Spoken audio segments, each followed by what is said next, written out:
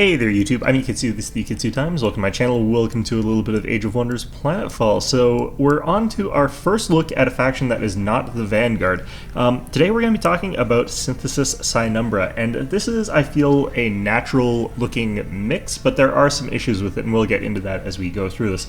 So I'm not going to be talking a little bit all that much about the Syndicate by themselves. We'll be doing that, of course, at the end there, which is probably stupid. I should probably be doing these first, now that I think about it. But we're committed. Anyhow, let's take a look at the sort of look at the Society tab here. So again, we've got access to Shadow's Manifest, as well as Sadistic Indoctrination. And later on, of course, you also get access to Torture Regimens, as well as Sinister Chants. Now, the thing about this sort of combination of things is that, again, it's not a production-focused one, so you're never going to be able to build really big cities off of Psynumbra, and you're not going to be getting lots of units out of Psynumbra. So the fact that you don't have access to that from these guys is a little bit detrimental, because you also don't really have any sort of access to that from Syndicate. Syndicate does have an energy bonus there, which is pretty powerful, as well as a pretty decent bonus to your influence gains. But the problem is that you're not going to be able to sort of produce units necessarily that much faster, which means that you're sort of at the whim of whether or not you can really get a lot of stuff out of your influence, especially you're looking for very specific types of units that you may not have access to. Later on, of course, you do have indentured servitude, which does give you plus 40% to production, which is huge, but that is so late game that you're probably not going to be able to make the best use out of that one.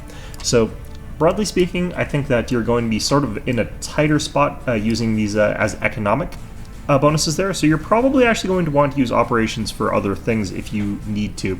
I do also think that the baseline ones that you get through quests that everyone has access to are a little bit more important for this sort of combination setup than a lot of others. Now, late game, on the other hand, the combination of torture regimens as well as the indentured servitude, and even a little bit of the where the hell is it? Initiation rites, these can all be pretty good late game, but it's not necessarily going to be, like, none of these are really fantastic early game, other than the ability to get a little bit of extra energy, but more importantly, a little bit of extra influence through noble diplomats.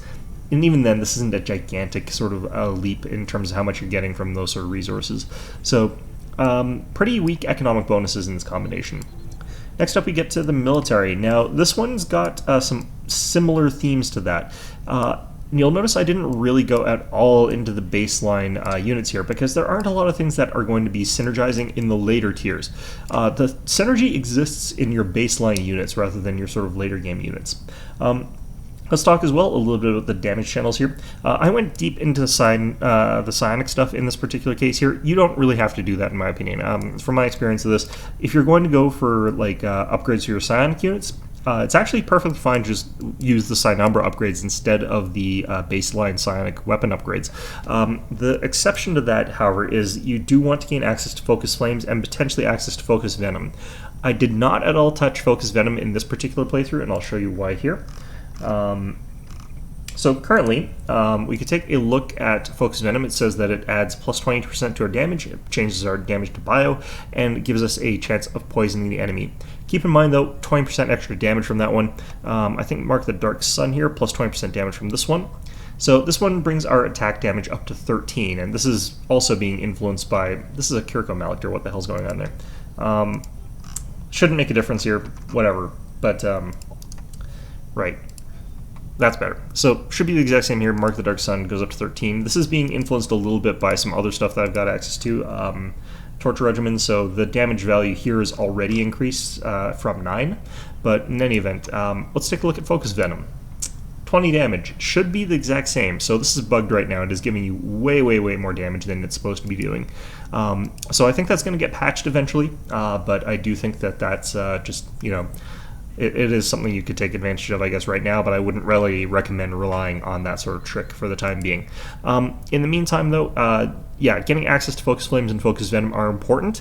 The reason being that there are a lot of units that have innate psionic resistance in this game, and there are also a lot of modules out there that increase your psionic resistance, meaning that you're likely to see units that could potentially be very resilient against your psionic attacks there.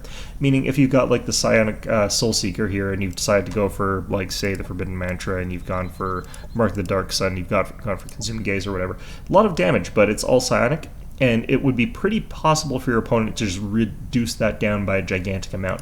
By contrast, if I see that my opponent has got a lot of access to that sort of psionic stuff, I can switch over to Focus Flames here, deal fire damage instead, and be able to bypass that. And in addition, a lot of vehicles have innate psionic resistance as well. This still bypasses people's armor, so this is still going to work really, really well against vehicles. So having access to those is the most important reason as to why having the psionic tree makes Psynumbra actually valuable. As opposed to if I was playing Vanguard, I don't have the option to switch out of psionic. That means that my units are going to be trying to punch through a lot of resistances and probably are not going to be dealing very optimal amounts of damage. So that's one of the reasons why I would say that you really at least need to go down to the Dominion of Affliction. Anything past that is a little bit more questionable. Things like Mantra of Life over here don't necessarily need that because you're not looking at units that innately have a lot of buffs. With Psynumbra, this would be more, if you're going Celestian, this would be important. Over here, Mantra of Control. This can be potentially useful, but you do already have the ability to get Mind Control, so not really that necessary. I would love it if I could tell if these things gave you like permanent mind control or non-permanent mind control, because I cannot remember off the top of my head. Anyway, and lastly you've got Aether Storm. This is not actually useful for the Psynumbra units. This is what you would use if you're going for a Enforcer type build. So you don't necessarily need these two like at all, and this one is potentially useful, but you don't necessarily need it that badly. So in this particular case, I wasted a lot of time going down to these ones. Instead, I would say that you could throw some of that research into going for some of the electronic stuff here, ARC stuff here, but the problem with ARC upgrades is that they're kind of the opposite in the fact that like Dominion of Purification and Dominion of Affliction are the two like key techs for psionic. The things that make arc damage really good, you can't change it out of arc damage. So if you're up against someone with heavy arc resistance, there's nothing you can do to really make that viable. Static build-up module reduces their arc resistance, but realistically speaking, hopefully if you were using literally a different weapon type instead of trying to use static build-up, you would probably just kill them before it would even matter. So being able to switch out damage types is way more important than being able to reduce static resistance. The second one is a defensive module, which is good, but it doesn't help you that much there. Arc Impact is where you're starting to finally see something that's a little bit good in my opinion there. It's not great still, but it is pretty good. And it's not until you get all the way to Neuroelectric Disruptors where you get the stun module and the arc extension module that you're looking at really powerful versions of weapons here. And it's because of that, I don't necessarily think that you need to go like thinking about too much about the electronic path here.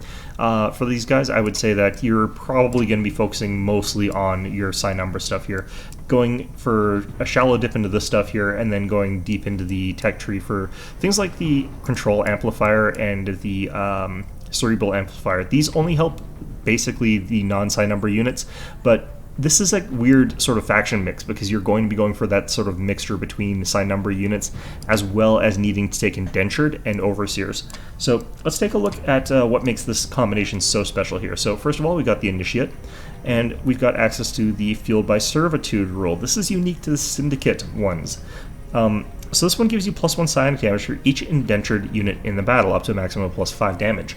So this would change our Initiate's damage from 17 up to a pretty beefy 22. And the 5 that you get from Fueled by Servitude is also multiplied by any weapon augmentations or percentage modifications that you add to these guys, which makes it pretty powerful in a way that you don't have access to with any other faction. Because of this, you are going to need to add 5 indentured into your stack, and this can come in one of two ways. So if we take a look at some of our units over here, where the hell is that army gone off to? Over here, we have got access to this fellow over here, a Psybound guard. He's from the Paragon. This one has the Cerebral Control collar added to this. This can only be applied to non-Syndicate biological and cyborg units that are Tier 1 or Tier 2.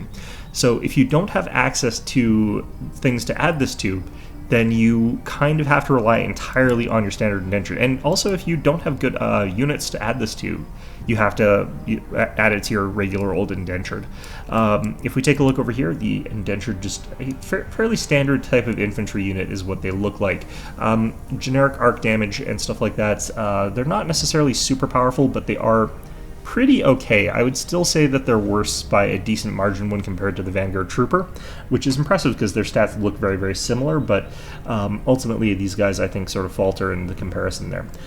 So you need to have 5 of those to get the most benefit out of your Psynumbra units, or you need to have an equivalent.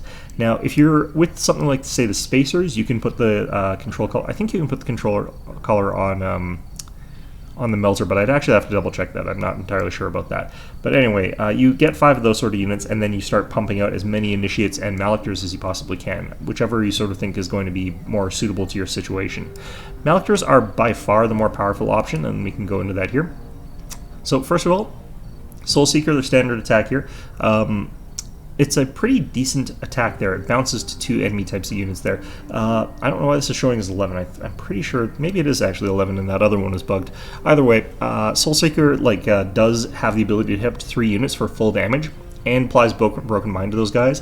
And also, these guys also have Fueled by Servitude. No, this definitely has the buff added to it. Yeah, Torture Regiments is added to it. So that means that these guys are capable of dealing a lot of extra damage, not only because they're getting like the +5, but because this is a +5 to each of your attacks, not like +5 to your total damage. So the fact that this is a repeating attack that bounces means that you're not dealing just +5 damage, you're not dealing just +15 damage, you're potentially dealing +45 damage with the Malictor through Fueled by Servitude, and that bonus damage is like twice as much damage as you get out of most things upgraded attacks, and that can be upgraded. So if you doubled that, your bonus damage could very well be something like 90 points of extra damage, which is absolutely bonkers. It's kind of a grotesque amount of extra damage. So you're going to want to definitely take Malictors whenever you get the chance to, and they're game-breakingly good if you get a good stack of them in addition to the 5 indentured units. So that, I think, is the crux of the strategy for Synumbra. Now, the problem is that this is a late-game strategy, and this is a late-game idea.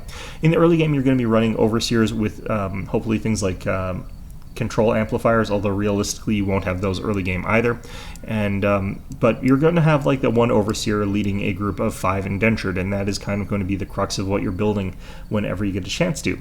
Add in some initiates if you need to, get a little bit of extra hard punching power, although even with that, I don't find that these guys are super strong or anything like that. I think the jetpack is actually stronger than the +5 damage, so I think the Vanguard one might actually be a little bit stronger than the Syndicate Initiate. But the Malictor for these guys is just such raw power that you're going to be seeing this guy just dominating whatever the hell it is you throw him up against there. So definitely the crux of this is them. Unfortunately, the Herald of Oblivion does not gain any sort of benefit for being Syndicate. You get the exactly bog standard sort of one here. It's still got Sadism, which is kind of nice there, but ultimately speaking, you're looking at a unit that is actually not as strong as the Malictor. It does have some interesting bonuses there, but you're kind of not going to be using these too often, in my opinion there. The reason being that you could use Shadow of the Abyss there to apply panic to stuff, or I could have had an extra Malictor, and that Malictor could have killed 3 people. Or I could have Oblivion's Refrain from this unit here, which is kind of nice in a certain sense there, except all my indentured are immune to the morale buff, so that wouldn't really help them all that much. The one thing that it could help is like it would make my Malictors a little bit more dangerous, but I could also just have another Malictor. So yeah, there's a couple reasons why I would not say that the Herald of Oblivion, already a kind of questionable purchase because of its extreme cost. I would say it's just extra not viable or necessary for something like the Psynumbra faction. Realistically speaking, or the Syndicate faction, ultimately this is kind of streamlines the process of what you want to talk about for these guys. Now, I could use these strong psionic buffs on things like the Mirage, or I could use it on something like the Psy tank here, the Wraith. The problem is that these units, or even the Subjugator, all those Subjugators kind of trash. The problem with any of these units is that, I could build a Wraith, but I could also have built another Malictor instead of that Wraith. So the Malictor is so much stronger in this case because of that extra damage that it gets, that you're kind of looking at a ridiculous comparison. Like, you're absolutely always going to want to pick this guy over this guy. And they have fairly similar stat lines in terms of like their other statistics there. Yes, this thing can teleport, but it's not a powerful teleport. So I don't necessarily think that that's a huge benefit. Like, it teleports and then it can't really move. Deals some damage on the teleport itself, but then it puts itself into the midst of the enemy there. It's got a pretty powerful Psytech Blast, but it's not as powerful as the Soul Seeker. I could take the Mirage for like those support abilities, but you can actually load a Malictor up with some support type abilities because the Synumbra mods give you some access to like panic effects or concussion. I can't remember actually the name of the other stat effect. Confusion? Panic. I can't remember. Let's double check here. Can never remember the names of status effects in this game here. Alright. So this one, it is Panic. Yeah, that's the one I thought. Oh, Catatonic. That's the one. Yeah, so you can apply those sort of effects to the Malictor, and you can get something similar enough to the effects that the hallucination would apply from the from your Mirage here, that I don't really necessarily view that ability to throw that out there all that valuable. And even here, you could just throw on the ability to add Panic to the Mirage, so you could deal some damage as well as having the ability to throw out a status effect. So the hallucination projector, which is an area effect, which is kind of nice there, still not necessarily as viable, I think, in this particular combination, just because you don't need it as badly. The ability to their defensive mode here, the Mirage Field, is actually pretty nice, though, even in this context. The Subjugator here, again, you don't need this one. You've got a better mind control type effect, although you could use this to harvest a bunch of indentured, I guess, if you really wanted to. I don't really think that the Subjugator is that really necessary in this sort of combination either. And same thing with the Zenith here. The Zenith is using the wrong sort of path of things anyhow. Although, yeah, again, I don't think that this is that viable just because House Anthem, I don't even think works for indentured, so you're not looking at a big bonus there. I think that generally speaking, just any of these units, while they're pretty good, are overshadowed by the ridiculousness of the Syndicate Malictors, and that kind of is a shame because it makes this a very constricted, very structured sort of build, which is interesting and very, very powerful, but I do think that that sort of leads you into a situation where you're playing it a very, very sort of narrow, specific way that is extremely hard to counter. Now, the weak side to all of this is that all of this is pretty late game. You're not going to have big stacks of Malictors roaming around, even if you sort of tailor your economy just for building that kind of unit output there. You're going to end up with like an early game that is dominated with just stacks and stacks of indentured that are probably going to die in large numbers, but they're going to be pretty weak actually. It's not a very strong unit, even with support from Overseers, so you are going to have to sort of look out for that until you get those damage spikes of getting a Malictor added into each of those sort of stacks there. I do think that you could jazz it up a little bit if you really wanted to, if you're not super concerned about going optimal. Especially adding maybe Enforcers to the mix could be potentially interesting, especially because they can use a couple of these psionic buffs here for some pretty interesting stuff if you wanted to. You could also go for a full-on, just completely contrary strategy to that and go for a full-on Enforcer spam with things like Pain Mirrors, because they're a melee-type unit there that benefits tremendously from things like Pain Mirror.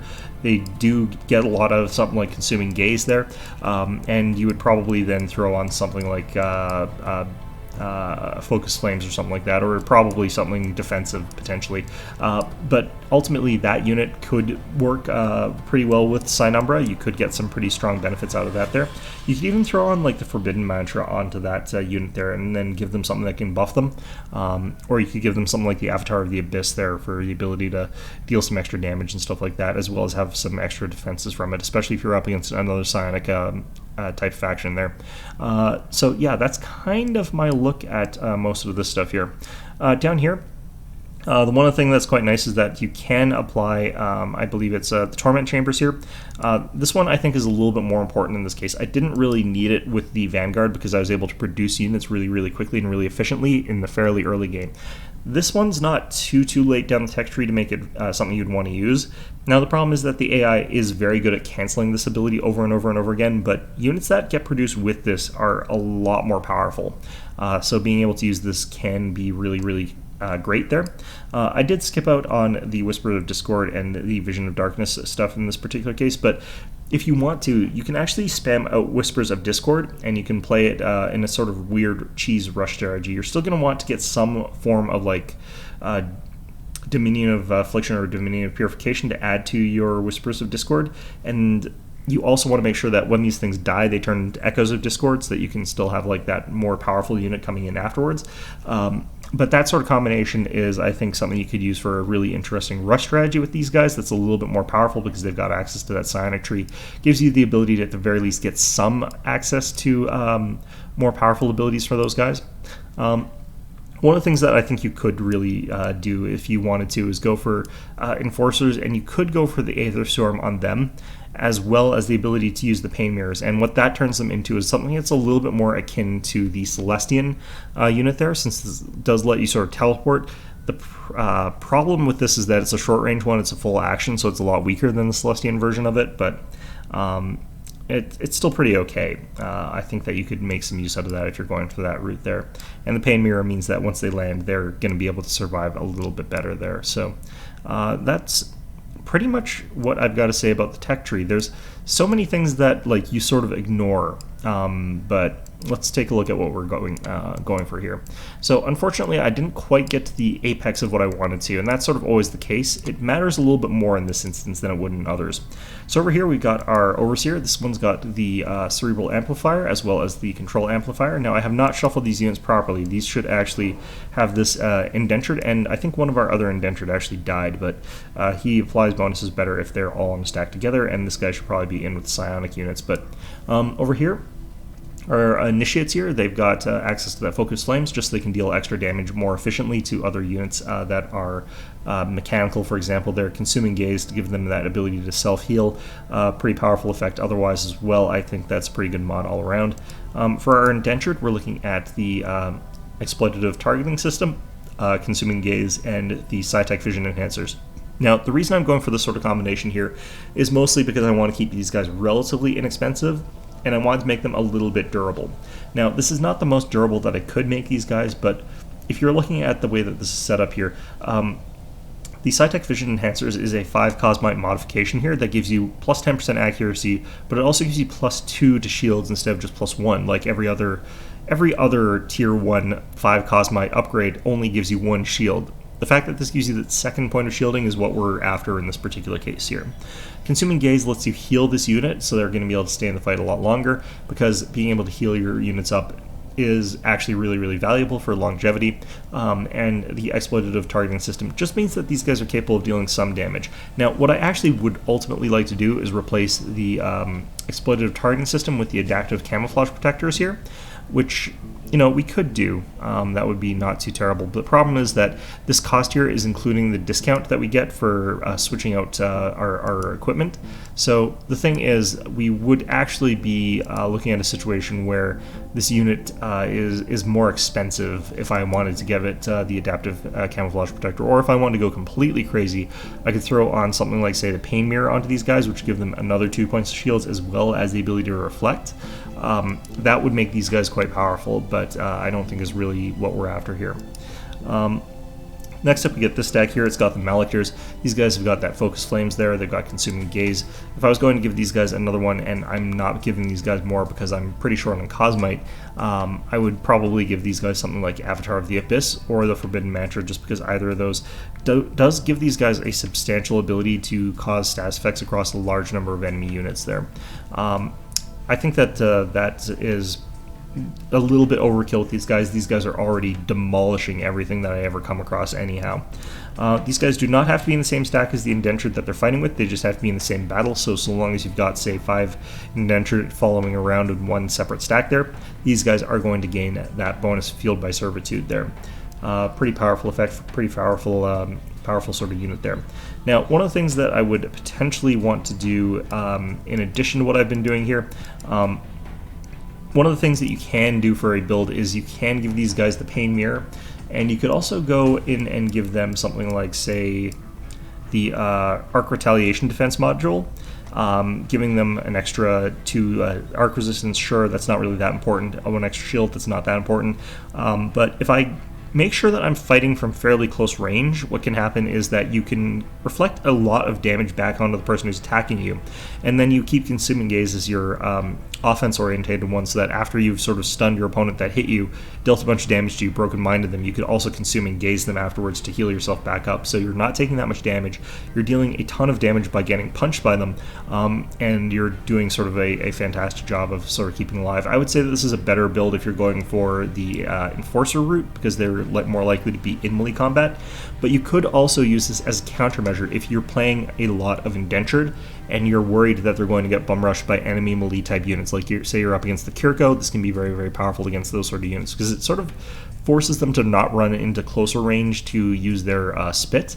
And of course, if they try and come into melee sort of range there, that's where things get really dangerous for them as well. So I think that that's sort of an option for that. I think that there are little sort of tricks and sort of ways that you can mod these units out there. Oh yeah, did I mention? Oh yeah, I think I mentioned this guy. So I think there are little ways that you can sort of customize and nudge your units in one way or another.